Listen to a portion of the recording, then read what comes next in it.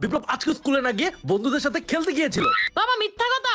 তাহলে সত্য কি? বাবা আমি তো স্কুলের ফিল্ডে বন্ধুদের সাথে খেলতেছিলাম। তাহলে তো ঠিকই আছে, তোর সমস্যা কি? আল্লাহ গো, আসলে তো আমার কোনো সমস্যা থাকার কথা না, কি ভুলটাই করলাম। বাবা ভাই আমাকে মার খাওয়ার জন্য এনেছিল, এখন তুমি ভাইয়াকে মারো। না না না বাবা, প্লিজ প্লিজ আমাকে মেরো না, মেরো না। বিপ্লব, তোকে তো আমি দেখে নিব। আসেন আসেন ভিতরে আসেন। ও এটাই তাহলে বাড়ি? কি রে, তুই কাকে নিয়ে আসছিস? ভাইয়া এই রুমটা অনেক ময়লা, আর এই লোকটা আমাদের রুমটা পরিষ্কার করে দিবে।